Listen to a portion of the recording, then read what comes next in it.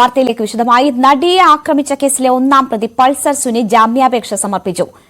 വിചാരണ കോടതി നാളെ ജാമ്യാപേക്ഷ പരിഗണിക്കും. ജാമ്യം നൽകണമെന്ന ഉത്തരവ് സുപ്രീംകോടതി പുറപ്പെടുവിച്ചതിന്റെ അടിസ്ഥാനത്തിലാണ് അപേക്ഷ സമർപ്പിച്ചത്. വിവരങ്ങളുമായി ആജ്ഞ രവീന്ദ്രൻ ചേരുകയാണ്. ആജ്ഞ, സുപ്രീംകോടതി നിർദ്ദേശം ഉൾപ്പെടെയുള്ള സാഹചര്യത്തിൽ നാളെ ജാമ്യം അനുവദിക്കും എന്നാണോ പ്രതീക്ഷിക്കപ്പെടുന്നത്?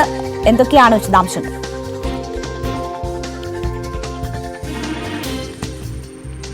രേണുക, ഇതുമായി ബന്ധപ്പെട്ട് പൾസർ സുനി വിചാരണ കോടതിയിൽ ജാമ്യാപേക്ഷ സമർപ്പിച്ചു കഴിഞ്ഞിട്ടുണ്ട്. നാളെ ഇത് പരിഗണിക്കുമെന്നാണ് മനസ്സിലാക്കാൻ കഴിയുന്നത്. രേണുക സൂചിപ്പിച്ചതുപോലെ 7.5 വർഷമായി കേസുമായി ബന്ധപ്പെട്ട് നടിയെ ആക്രമിച്ച കേസുമായി ബന്ധപ്പെട്ട കേസിലെ ഒന്നാം പ്രതിയാണ് പൾസർ സുനി. ഇതുമായി ബന്ധപ്പെട്ട് 7.5 വർഷമായി ജയിലിൽ തന്നെയാണ്.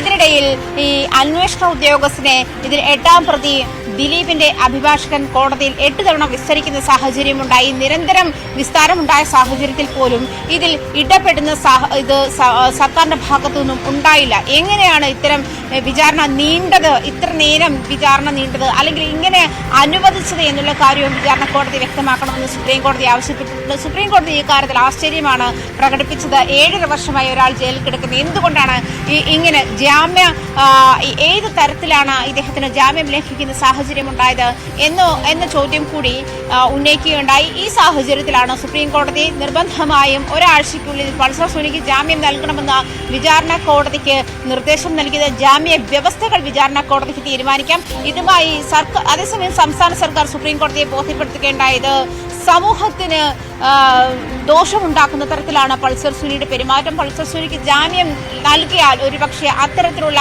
ദൂഷ്യവശങ്ങൾ ഉണ്ടാകുമെന്ന് സംസ്ഥാന സർക്കാർ സുപ്രീം കോടതിയെ ബോധ്യപ്പെടുത്തിയെങ്കിലും അത് സുപ്രീം കോടതി മുഖവിലേക്ക് എടുത്തില്ല എന്നാണ് മനസ്സിലാക്കുന്നത്. എന്തായാലും ഒരാഴ്ചയ്ക്കുള്ളിൽ പൾസർ സുനിക്ക് ജാമ്യം നൽകണമെന്നായിരുന്നു സുപ്രീം കോടതി ഉത്തരവ്.